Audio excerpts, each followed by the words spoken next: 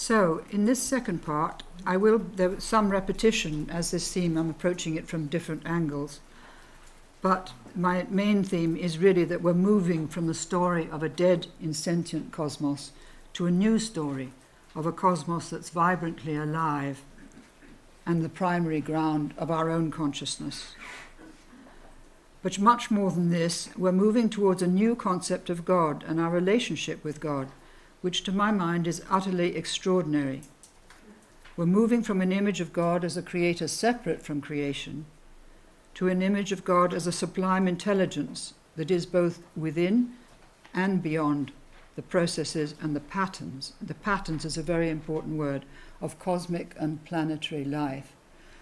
There's a woman called Elizabeth Sartouris who's written a book called Earth Dance. She's an evolutionary biologist, and it's a wonderful book, and she explores the whole theme of how the evolution has happened in all the different species of nature. And we ourselves, as part of nature, are coming up to the point where we have to join together as a community rather than thinking of ourselves as separate parts all over the world. So I recommend that, Earth Dance by Elizabeth Sartouris. It's a wonderful book. So we're coming to awareness of the fact that we're a manifestation of that cosmic intelligence, that we're quite literally one with God, and God is quite literally one with us. In the depths of matter, we are discovering spirit, as my dream of the stone suggested. Now, I think I could say that the incarnation did not end with the life of Christ. Rather, it's a process of the awakening of humanity, unfolding over centuries in the lives of many thousands of individuals, many of whom are not affiliated necessarily to any religious tradition. They may be scientists, like Einstein. They may be atheists, like Dawkins. But all of us are contributing to this awakening. Dawkins by attacking things and making us think about things. Einstein by giving us the great discoveries that he did. And also Lord Rees, who's just been given the Templeton Prize, I think is absolutely wonderful, because he makes a bridge, really, although he calls himself an atheist. I sent him the Mystic Vision, and he wrote me a charming letter in reply. And so he's not all that. He goes to the Anglican Church, and he keeps in with Christianity. So one should never exclude anything. I'd rather include things and things coming together. And this is actually the function of the feminine, is to bring things together. The great images of the Christian myth, like the Annunciation, this is by Simone Martini, by the way, one of my favorites.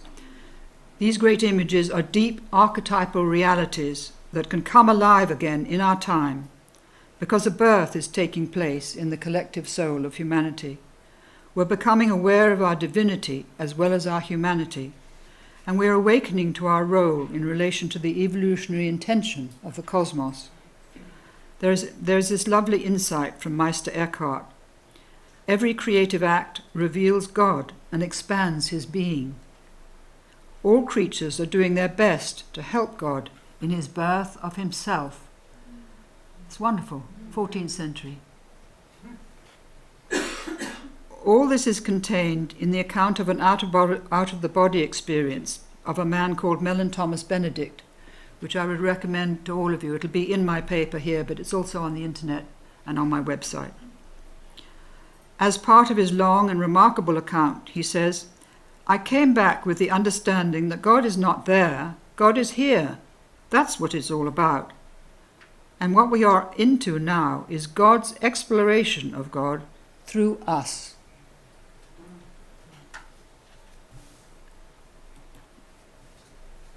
I come back to Jung again, because Jung saw the real history of the world as the progressive incarnation of the deity, experienced through the psyche of the individual. He saw the Holy Spirit as an impelling force, creating, with the passage of time, wider consciousness and responsibility and increased understanding. So he said, it was only quite late that we realized, or rather are beginning to realize, that God is reality itself, and therefore, last but not least, man. With this single sentence, like the OBE, he offers us a different image of God and a radically different image of ourselves. So I think this is what's coming into consciousness now. From the alchemists, Jung took the idea of the unus mundus, a unifying cosmic ground in which matter and psyche participate, and whose connecting substratum gives rise to synchronicities, as well as to miraculous healings, visionary experience, and sudden illuminations. In his 7 Sermons of the Dead, which are included in his fantastic Red Book, the Gnostic teacher Basilides describes this primary ground of being as the pleroma, the root of all, present within all, yet beyond all, a boundless, indefinable, and totally transcendent dimension of reality, which nevertheless permeates our world in the way that sunlight permeates air. So just imagine for a minute in this room that we're being permeated all the time by this invisible dimension of reality, moving through us like sun permeating air.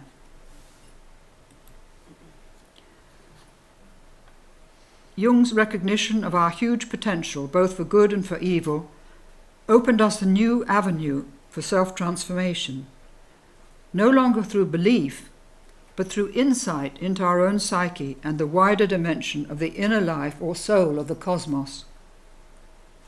He was the first person to really bring back into our culture what was known to ancient people, certainly to certain philosophers, the pre-Socratic philosophers, for instance, that soul was this vast dimension. Plato described it as the soul of the cosmos. So soul is not something that is within us necessarily, but something which enfolds us, to which we belong, a vast and unrecognized dimension of cosmic reality.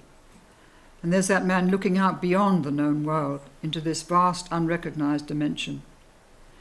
Jung knew that our greatest need was for connection with the transcendent, not through faith and belief, but through the experience of that unseen dimension of reality, which is the foundation of our world. We have become participants of the divine life, he wrote, and we have to assume a new responsibility. The responsible living and fulfilling of the divine love in us will be our form of worship of and commerce with God. His goodness means grace and light, and his dark side, the terrible temptation of power. Now we see in Gaddafi, for example, or Osama bin Laden, or in any of us in the past, this temptation of power, of wanting to be over something and controlling everything. This is the dark side of God when it's not recognized. This is the danger of an inflated consciousness, or a consciousness that's been taken over by the blind instinct, which has not been developed, as it were, which is out of touch with the conscious mind, but it takes it over or possesses it. And that's what we see in someone who's hanging on to power by the skin of his teeth and won't give it up. That's an inflated consciousness. Man has already received so much knowledge that he can destroy his own planet. Let us hope that God's good spirit will guide him in his decisions, because it will depend on man's decision whether God's creation will continue. Could we perhaps understand the story of our evolution on this planet as the story of the incarnation of transcendent spirit in our time and space, the story of its long evolutionary immolation, and its awakening through our own human consciousness to awareness of itself?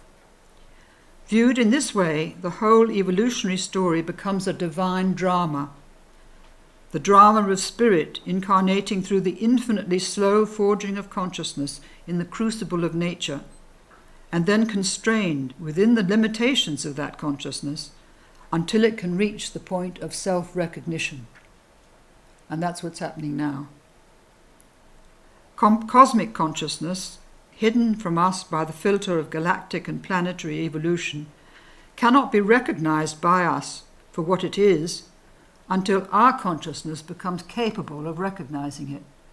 We've had to wait a very long time before we were capable of recognizing it, although there are many people in the past who did. By the way, a friend said that there's a horse called Cosmos running in the Grand National. I thought that was a nice note.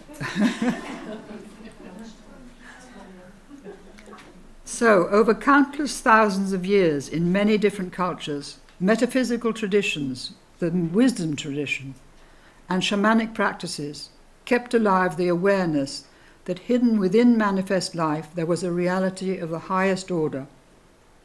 They kept alive the sense of connection between this world and another world. And this is really the theme of this part of my this morning. It's the relationship between these two dimensions. The dreams and visions seen, and the music heard, and the insights revealed came not from inside us, because there was no distinction between inside and outside. They came from the soul of the cosmos, from goddesses and gods, from daemonic beings and the spirits of animals and plants. The original role of the shaman was to journey to the invisible world and bring back what was seen and heard to help the human community harmonize its life with the sacred life of the cosmos.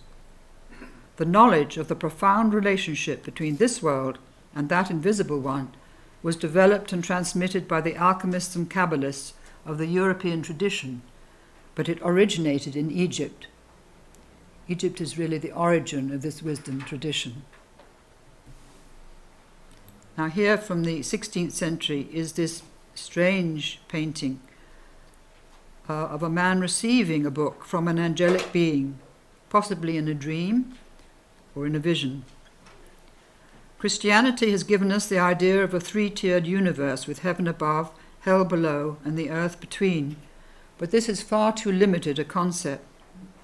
The ancient wisdom traditions tell us that there are many dimensions, densities, or levels to cosmic reality, that a great chain of being stretches from the ineffable light source of the unknowable ground to this densest level of physical reality. Jesus refers to this multiplicity of dimensions when he says, "In my Father's house there are many mansions." These ancient traditions tell us that we and our phenomenal world are woven into a cosmic tapestry whose threads connect us not only with many dimensions of reality, but with multitudes of beings inhabiting those dimensions. Beyond the present confines of our sight, a limitless field of consciousness interacts with our own. We are not alone in this universe. I've put this image of St. Francis here because it's a beautiful painting and because he was aware of the unity of creation and the presence of spirit within this world, saluting the sun and the moon, the birds and the trees as his brothers and sisters. One of the most wonderful experiences of my life was sitting in the woods surrounding his hermitage on the day that Venus was transiting the sun and listening to the incredible sound of the birds singing there. All of you who might be able to go to Assisi, go to that wood and sit in it and listen to the birds, because it's absolutely unbelievable. It's as if they were singing his praises, if you like, but also singing the praises of the whole of creation. And this one of Tobias and the angel. As we become more in touch with this reality, it is more able to help and guide us, to give us the sense that we are not alone, but all the time accompanied by the living consciousness that is the ground of our own. Not distant, but right here with us, as Tobias was accompanied by the angel Raphael. In that wonderful story, Tobias did not recognize his angelic companion until the end of his journey, when Raphael revealed himself to him and his father, whose sight he had restored, saying, "I am Raphael, one of the 7 holy angels, which present the prayers of the saints, and which go in and out before the glory of the Holy One." Always makes me move to tears, that. It's in the book of Tobit, in the Apocrypha, for anyone who's interested. So there are many synchronicities in our lives that go unnoticed until our focus becomes more precise and we learn to tune in to the transcendent dimension which is continually interacting with our world. We may sometimes feel like crying out with Rilke in his second elegy, "Oh, where are the days of Tobias, when one supremely shining stood on the simple threshold, a little disguised for the journey, no longer terrifying." Wouldn't it be lovely? This is one of my husband's paintings again. called Face to Face. The ancient wisdom tradition says that at the core of our being, we are one with the divine. We are one with the immensity we contemplate. And it teaches that the eye of the heart, the eye which perceives with gnosis or insight into the nature of reality, can only be slowly opened to awareness of this mystery. The ground has to be well prepared to hold the numinosity of this vision, and this preparation requires much time for contemplation, as well as a growing compassion and love for all aspects of life, for all species on this planet. The great Indian sage Sri Aurobindo wrote these words in an amazing book called The Life Divine. If it be true that spirit is involved in matter and apparent nature is secret God, then the manifestation of the divine in himself and the realization of God within and without are the highest and most legitimate aim possible to man on earth. And he wrote about the slow illumination of the soul. As the crust of our outer nature cracks, as the walls of inner separation break down, the inner light gets through, the inner fire burns in the heart, the substance of the nature and stuff of consciousness refined to a greater subtlety and purity, and the deeper psychic experiences become possible in this subtler, purer, finer substance. Another sage of the last century, Father Bede Griffiths, said that spirit has always been immanent in this dimension of reality, leading us to the revelation that we, both in our spiritual and physical substance, are participants in its life. I remember how excited I was to find this passage in his book, Return to the Center. The evolution of matter from the beginning leads to the evolution of consciousness in man. It is the universe itself which becomes conscious in man. It is the inner movement of the spirit, immanent in nature, which brings about the evolution of matter and life into consciousness. So you see, those two great sages of the last century were saying exactly the same thing. These great teachers helped me to see that the evolution of life on this planet is like a plant, an organic growth which has its roots in an unknown depth. Its flowering is a potential within us, something that only a few pioneers of consciousness have experienced. Again, it is something which is unfolding and evolving from within, as the potential stature of an oak develops from the acorn. We are like acorns who don't yet know that we're capable of becoming oaks. Or perhaps we do know. This one is from the Mandelbrot set, which is incredibly beautiful. And it just, to me, shows this is the patterning that's within nature. This is the patterning that science is just discovering and is tremendously excited about. So as we discover this incredible story, the realization is dawning that we are participating in a cosmic consciousness which is co-inherent with every particle of our being and every particle of matter.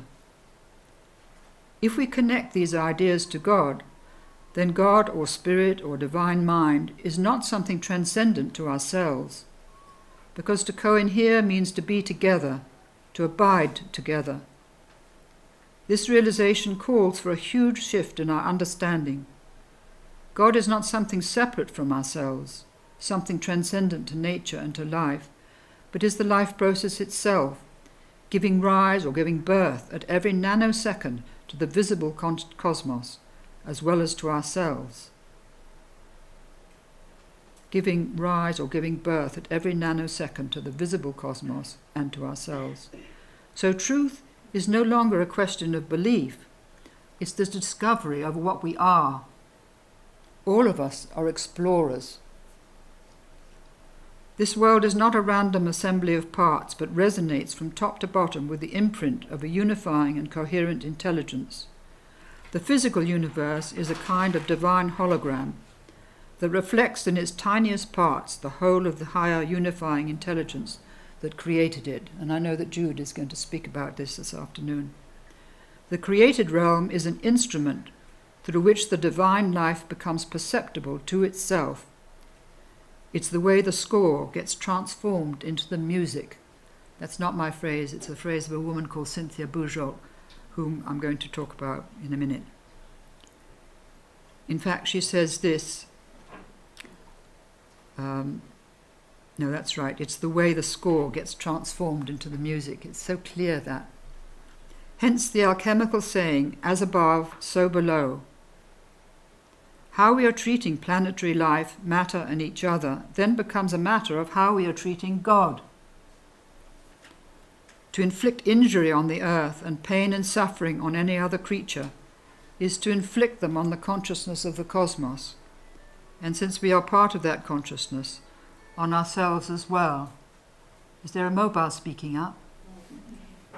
Wants to join in? So I come to the heart.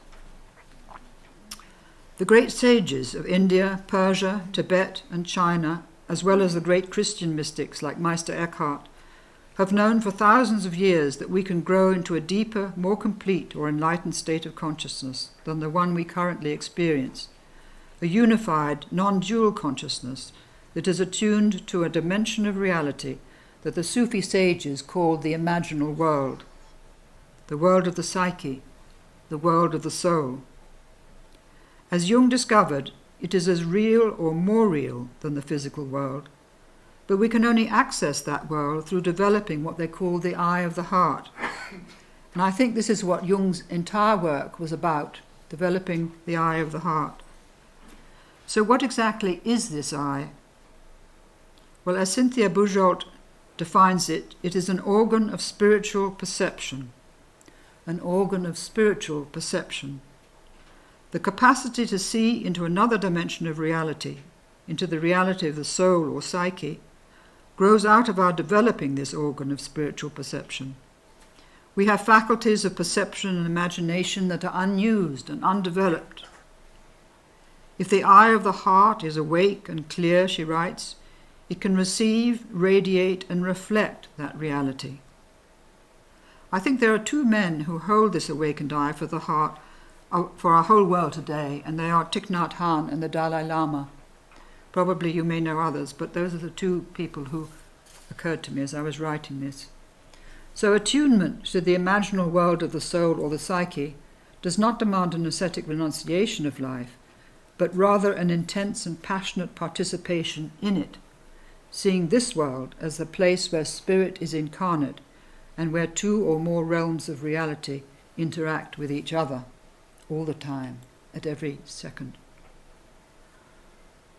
This marvelous painting is an image of an awakened man who is able to mediate the invisible world to the visible one, transmitting a teaching about the path of inner transformation, how to awaken the eye of the heart, and how to live life through that awakened eye. But Christianity lost that teaching after the 4th century, when it became absorbed into the bureaucratic organization of the Roman Empire, and became an institution which emphasized belief and belonging to the church as the way to God, rather than the transformation of consciousness. Like a riverbank that is eroded when a river changes its course, so the Christian wisdom tradition, which was so strong in the first 3 centuries, about the transformation of consciousness, was steadily eroded and washed away. If the teaching of Jesus had been understood as being about the divinization of man and about opening our consciousness to awareness of the divinity within ourselves and all creation, it might have healed the great split between spirit and nature, which developed from the idea that God was in a distant heaven, remote from the world, and that we had been exiled from the garden, condemned to struggle to survive in a world of sin, suffering, and death.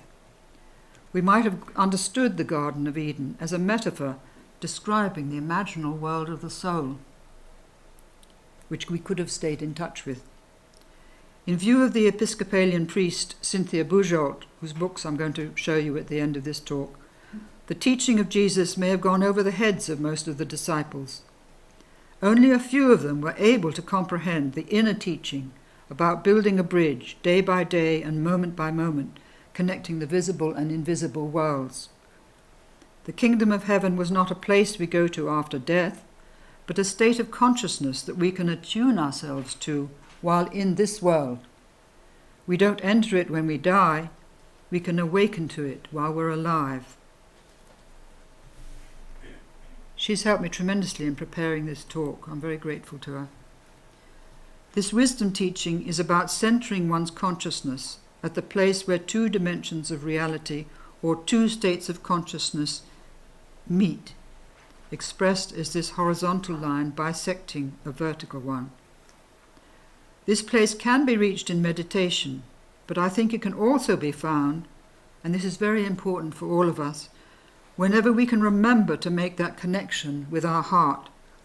We can touch it even when doing the washing up, but also in creative work of any kind and in a loving relationship with another human being or an animal or anything or anyone. It's a question of acquiring a deeper focus, a deeper awareness, so that our actions connect us through the heart with this deeper level of reality. I myself find it very helpful to focus on my heart and see that as the portal to this reality.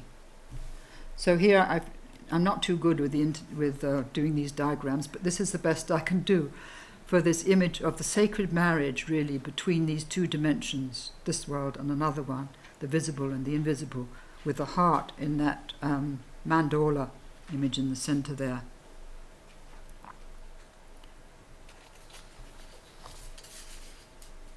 The alchemists called this unified state stellar consciousness. They knew all about it. This was what their work was about.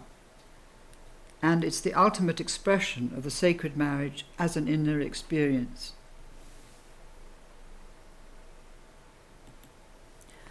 Now, I love that red giant, as he's called. I would like to look at some traditions which carried forward the unified vision of the lunar era throughout the solar one, and which did not split nature from spirit. Traditions which have always known who we are and why we are here. They have testified not only to the existence of the invisible world, but also to the essential divinity of life in this dimension of reality.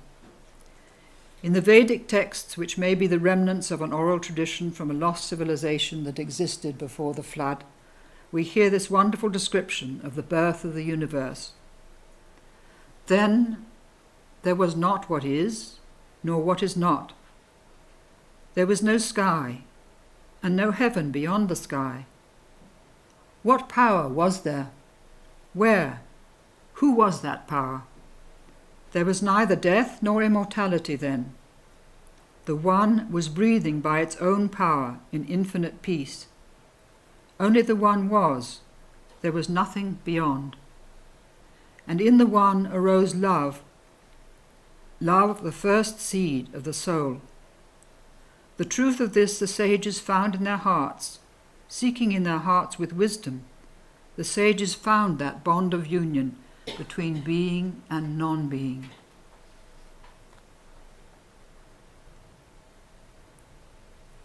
That's in the collection of, I can't remember, Raymond von Over, I think, of all the texts from the Vedic tradition as well as the Upanishads.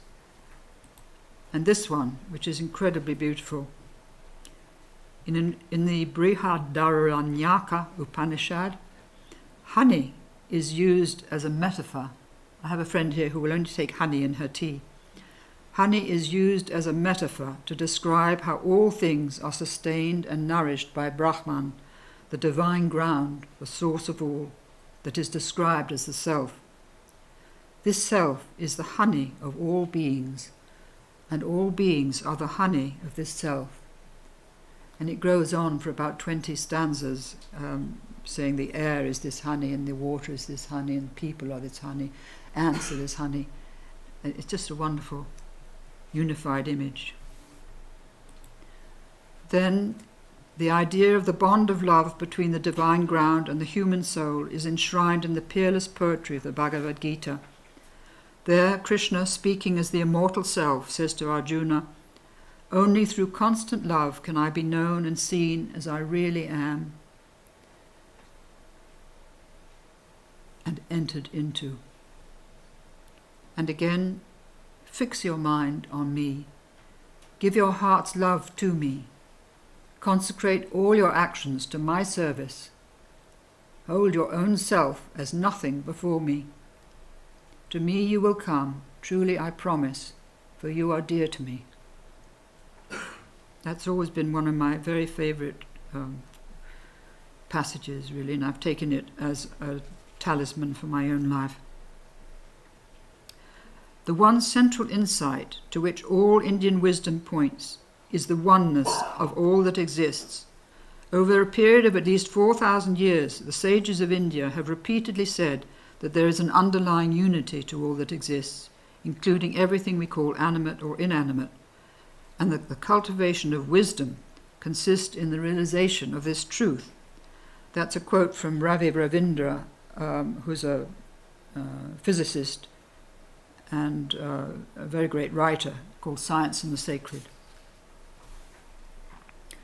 Now I want to move on to Kabbalah, because this, again, is a tradition that doesn't split spirit from nature.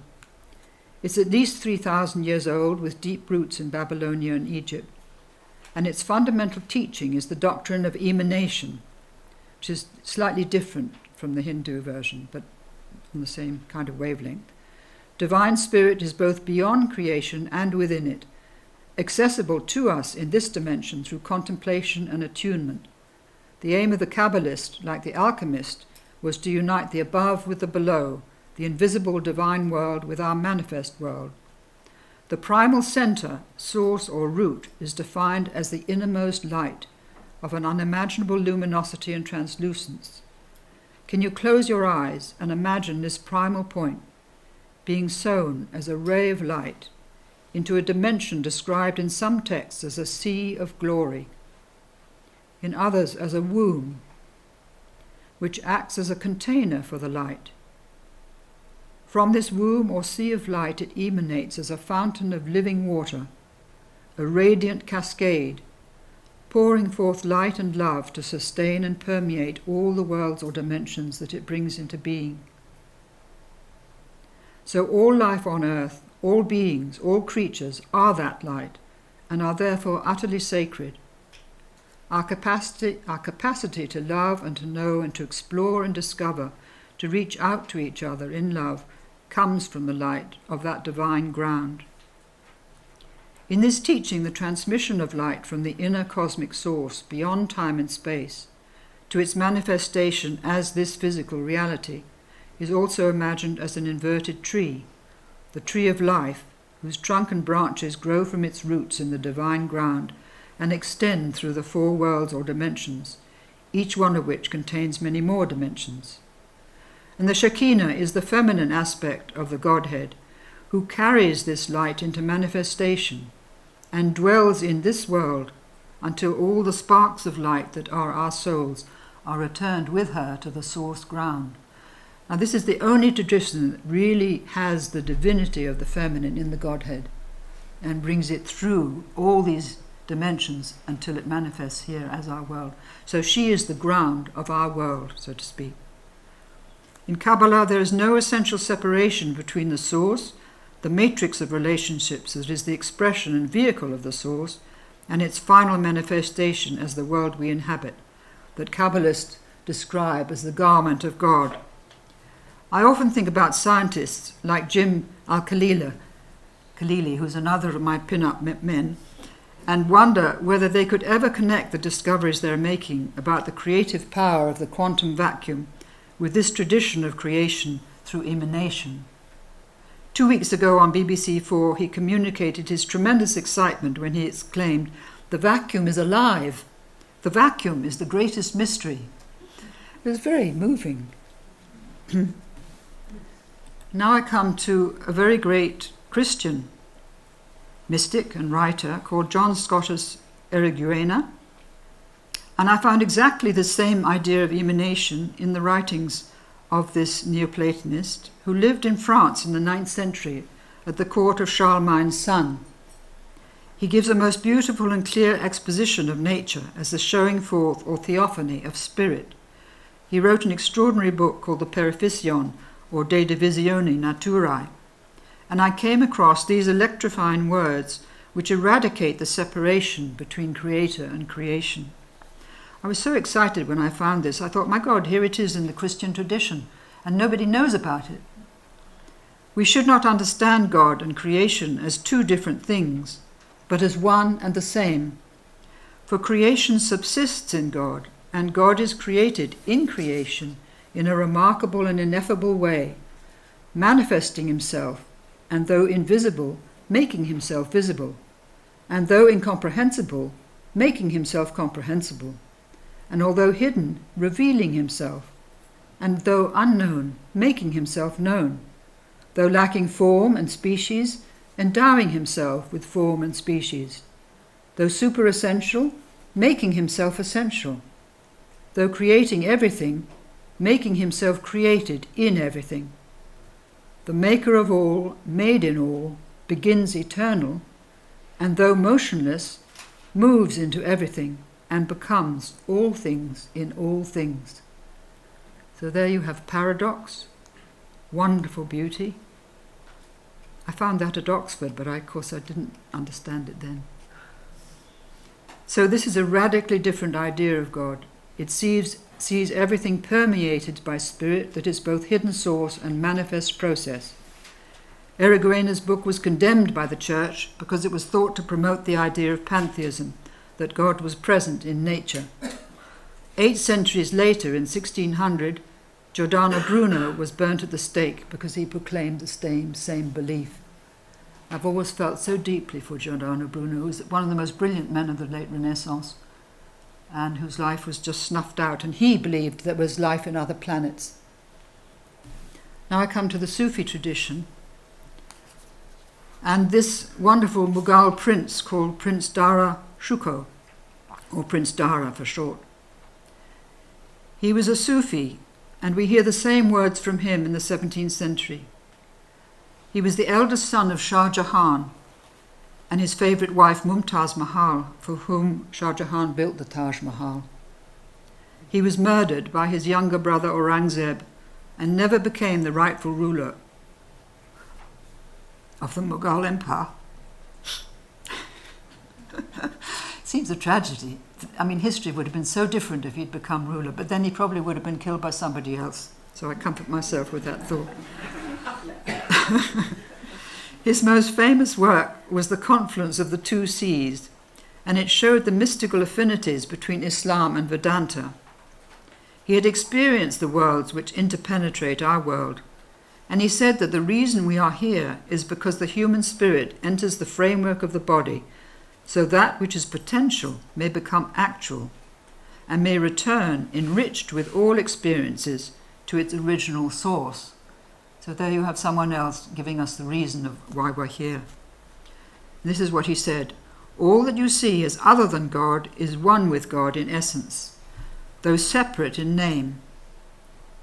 When you transcend ordinary consciousness, you will realize that everything is God, and it will inevitably follow that you will know yourself as you are in reality. You will no longer remain within the confines of the consciousness of I and you. It is here that you will find the truth of unity. I think if you Googled Prince Dara, it might come up with a wonderful thing, but if anybody wants it, I've got his whole sort of description of the other worlds and everything, which I haven't been able to bring here because it was too long. That's D-A-R-A. Yeah, D-A-R-A. I found him again when I went to India in 1956. I found the place where he was imprisoned, and I heard about his story and how he was murdered. And I felt even then, the tragedy of this young man.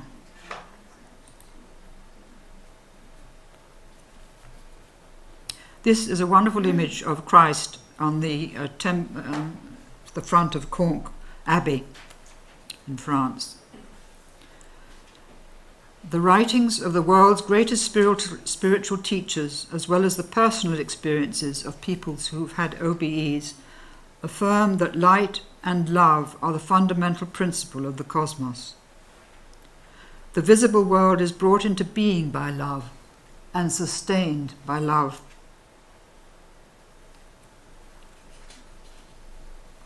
we participate in, are contained by, this fathomless ocean of light and love. The Indian poet Kabir said, "The flute of the infinite is played without ceasing, and its sound is love." We sail the fragile vessel of consciousness on the surface of this great sea of light, not knowing that we are in essence what we seek. A master of the Tibetan Tantric path says, "The luminous awakened mind is always present. We have simply to recognize it." The secret intention of the life that lives us, the secret dream of the cosmos, is to bring us to the discovery that we belong to this divine ground, that we are all the time actually permeated by it, as sunlight permeates air, in that beautiful description from Jung's 7 Sermons to the Dead. We are the inheritors of an immensely rich spiritual tradition from the Christian West, from India, from Persia, the Middle East and elsewhere, which speaks of love as the pulse of the cosmos and the secret pulse of our own being. The exquisite poetry of this tradition, which includes the Divine Comedy, the Bhagavad Gita, and the poems of Rumi, and the Song of Songs, speaks of the longing of the human heart for reconnection with its source or ground, but also the longing of that source for communion with ourselves. I was a treasure longing to be known. That is why I created the worlds, both visible and invisible, says a hadith from the Quran. Jesus' great affirmation about love is the foundation of his teaching. God is love, and he that dwelleth in love dwelleth in God, and God in him. And the great commandment he gave to his disciples on the eve of his passion: love one another. As I have loved you, so you too must love one another.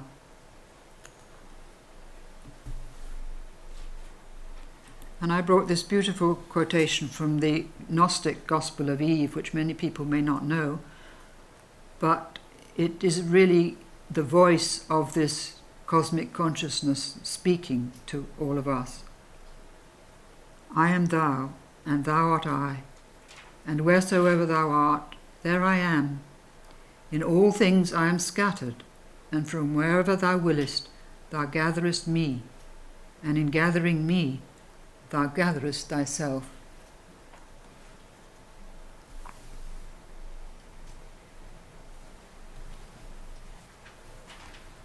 I don't know if my watch has stopped. It says just after 12:30, is that right? Yes. I must have gone faster in this one than the other one. Are you all quite happy? Yes? Not feeling exhausted? Okay. Well, I just wanted to mention Chartres here, because Chartres has been my teacher as well. I've been there about 30 times, and I'm going to take my grandson there next autumn.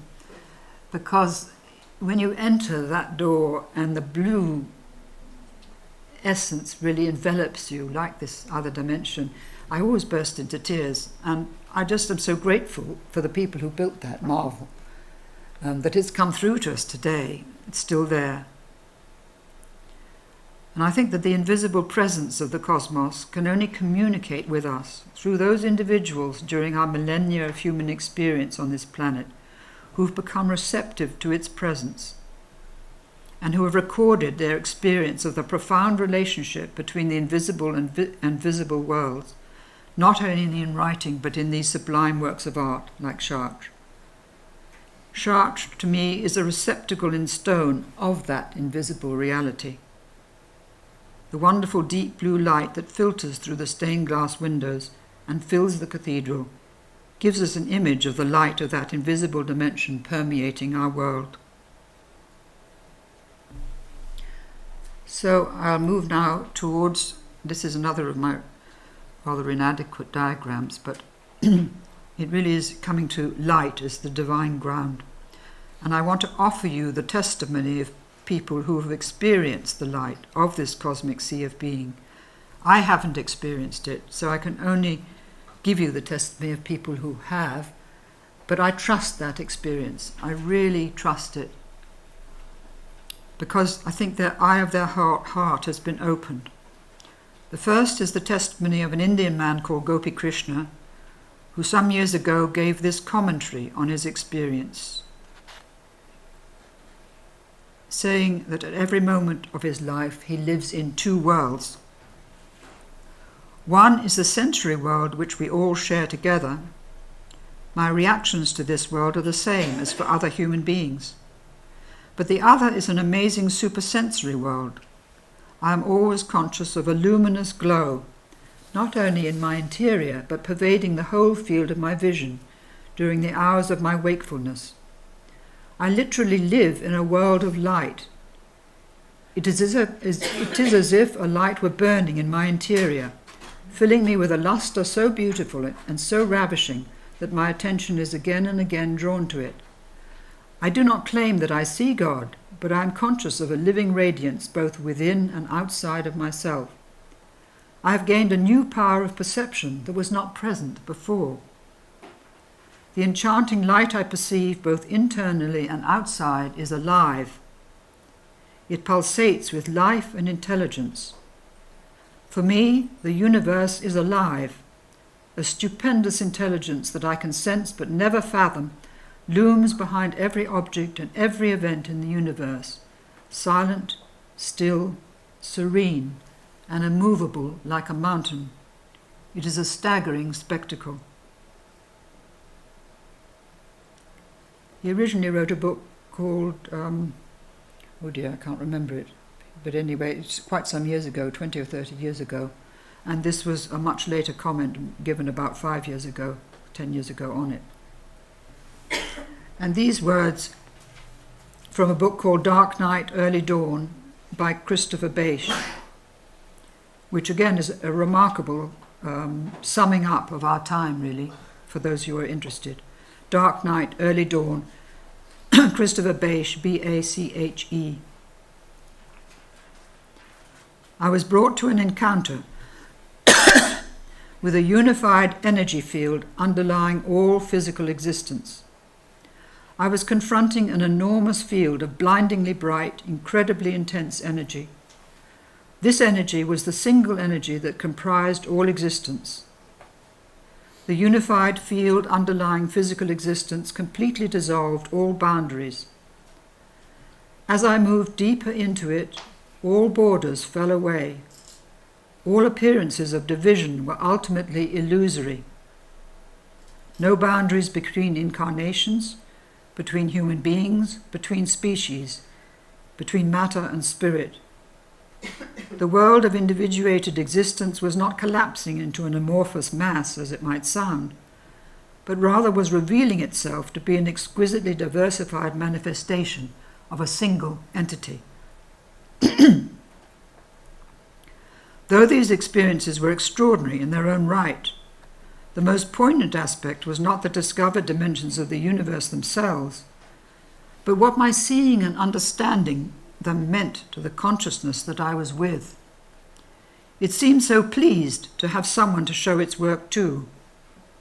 I felt that it had been waiting for billions of years for embodied consciousness to evolve to the point where we could at last begin to see, understand, and appreciate what had been accomplished. I felt the loneliness of this intelligence, having created such a masterpiece and having no one to appreciate its work, and I wept. I wept for its isolation and in awe of the profound love which had accepted this isolation as part of a larger plan.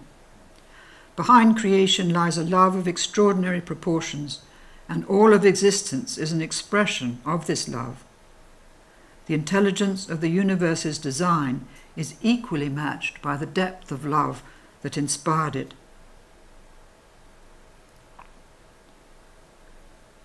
I think that's an amazing testimony, and I'm always very moved by it. People who've had out-of-the-body experiences like Mellon Thomas Benedict also describe that sea of cosmic being as both light and love. They are profoundly changed by their experience, losing all fear of death, unsurprisingly. Although they return to this dimension of reality, the focus of their life is to act as conduits for the light and love radiating from the ground that they've encountered.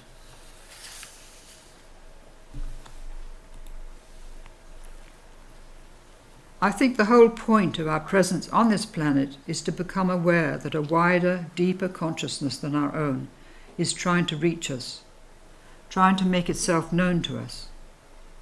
It has been doing so for millennia. What I've learnt over 50 years is that we are all making a return journey to the unseen dimension of spirit with the help of spirit. We come from the stars. We are of the same substance as the stars, and we go to the stars, not quite sure where, but somewhere. There is no death for consciousness, nor does the matter of the body really die. If we can move beyond the belief that consciousness begins and ends with the physical brain, we will reach what we are capable of becoming, people who are in conscious communion with cosmic reality. So I could end there, or I could just read you another little bit of an out-of-the-body experience by a woman called Anita M. Which would you prefer? It'll only be a few minutes. Yeah? Because it's very contemporary, and you can find it on the internet, and I've told some of my friends about it. She was dying of cancer. She was only giving hours to live. Her husband was there. Her brother was coming to see her. And she had this extraordinary experience. I actually crossed over to another dimension where I was engulfed in a total feeling of love. I also experienced extreme clarity of why I had the cancer, why I had come into life in the first place, and what role everyone in my family played in my life in the grand scheme of things, and generally how life works. The clarity and understanding I obtained in this state is almost indescribable. Words seem to limit the experience. I was at a place where I understood how much more there is than what we are able to conceive in our three-dimensional world. I realized what a gift life was, and that I was surrounded by loving spiritual beings who were always around me, even when I didn't know it. The amount of love I felt was overwhelming, and from this perspective I knew how powerful I am and saw the amazing possibilities we as humans are capable of achieving in our physical life. I found out that my purpose now would be to live heaven on earth, using this new understanding, and also to share this knowledge with other people. And she compared her normal experience with living in a darkened warehouse where she only had a torch to look around and see what was on the shelves. And then suddenly this NDE or OBE was like switching on a light which illuminated everything she hadn't been able to see before. So let's all hope we can have an OBE or an NDE and realize that there's more to life than perhaps we've realized. So thank you very much indeed. I think I've covered everything. We've got now a quarter of an hour for any questions before we break for lunch. Or we can break for lunch earlier, whichever you like, but maybe let's have some questions. Those are the books I recommend if anybody wants to read them. And can I just share a dream that I had on Friday, last Friday, which corroborates everything that you've said. I'm on a pilgrimage, and the pilgrimage ends in a cemetery. And it's very bright in the cemetery. And I walk towards a grave which is covered with marble. And on the marble, hardly discernible, are the words Ein Sof. And I'm just full of reverence, not completely understanding what it meant in the dream. And I see a man with two children, about the age of 7, two boys, coming up to the grave, and also being very reverent in front of it, and then moving away. And that's where my dream ended. But when I got up and I realized that it meant, and Ein Sof is of course the highest in the Kabbalah, and this was in Mother Earth. And that the masculine had brought the next generation there to learn. And I would say this is where ecology starts and education follows. Well, thank you so much. That's a wonderful dream.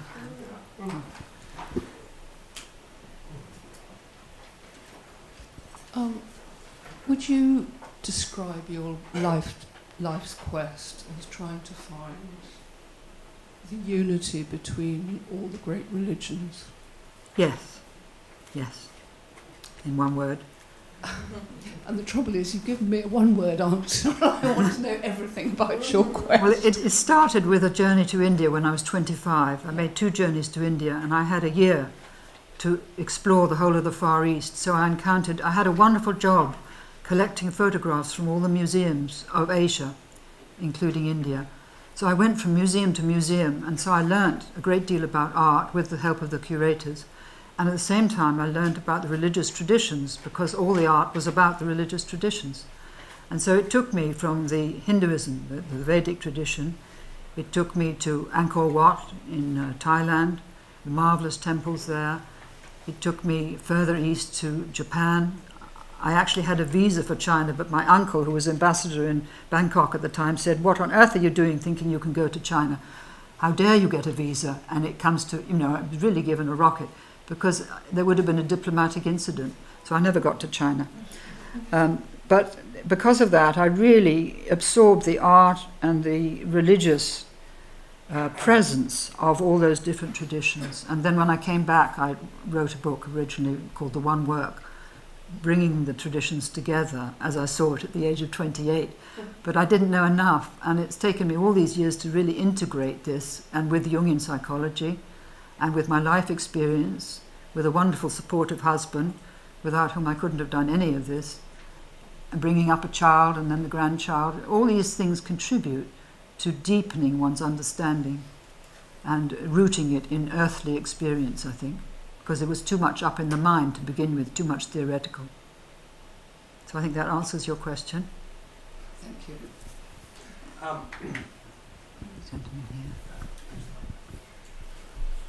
One of my problems, anyway, is that I am too much up in my mind. And Christopher Beisch, I believe, is an enthusiast on holotropic breathwork. That's correct. And possibly LSD. And some of us our bodies are sort of, I'm going to say, mangled up. And we have to do something to get these better. Sometimes we've got to undergo trauma, at least recognize trauma that were trying to happen when we blanked out on them, whether that was at birth. For example, during birth, one can lose, one says goodbye to the greater world, and some people relive birth and face that sort of trauma and find that the transpersonal world, the Jung and all that, all sorts are open to them. I haven't got to that stage myself, but it's a continual attempt to form a way of it, to follow a way of experience. That's right, experience. It's also, somebody said, holotropic breathwork practitioner, Episcopal Church in Houston, Texas, told me, it's industrial strength meditation, because meditation I find very difficult. And I just thought that here is one of the practical ways for some people, which will sort of keep them a bit in touch with the greater picture, which was so beautifully presented today. Thank you. Thank you very much. Well, I think that for all of us, the most important thing is to keep a balance between the numinosity of the material I've been presenting and the earthly reality of our everyday lives. And this was where it helps to be married and to have children and grandchildren, to have a career or a profession or whatever, where you can express what you're discovering in whatever you're doing. And that, I had a talk a couple of weeks ago by Roger, who said that we'd really become like an inverted triangle, that we'd become little point down here and top heavy up here, whereas we really need to invert the triangle and get really earthed and less in the mind but more in the body, so to speak. So it's really a balance. Some people are more in the body, some more in the mind, but we need to meet in the middle. Yeah, that's why I've had about 80 odd experiences of breathwork, and I've got nowhere near leaving the body. Yeah, well, I get further and further into my emotions and body. well, maybe you just need to be happy to be in your daily body, so to speak, and not worry about yeah, well, that. it is, Yeah. doesn't it, Kathy? Question at the back? I wonder if I might just share my own near-death experience and seeing the divine light. If anybody's interested. No? Okay. Yes, go ahead. Just very briefly, I was taken into hospital a few years ago with pneumonia, pleurisy and septicemia all at the same time. Taken into intensive care. I was knocked out for 6 days, and when I was coming round the intensive care unit, I saw the divine light, as it were. My eyes were open, and it was quite bright in the ward I was in. And when I closed my eyes, it was even brighter, and it was a very powerful white light, which led me to the paradox and the dilemma of I couldn't get any sleep. Because if I opened my eyes, it was quite bright. If I closed my eyes, it was even brighter. I just thought I'd let you know that. Yeah, thank you very much. Thank you. Cynthia Borger is going to be in London in June. Is she? Everyone's interested. Oh. Yeah. 7th and 8th of June in Westminster Cathedral Hall. Or maybe that will be the coming together of this new thing with the Anglican traditional. Yes? Westminster Cathedral, the Catholic. Just one comment. All your talk, and thank you very much, reminds me so much of Ida Shanti, who will also be coming to London, and his wonderful little phrase, because of an innocent misunderstanding, we think we are human beings searching for an experience of the divine, whereas we are the divine undergoing the experience of being a human being. Yeah, that's lovely. Thank you.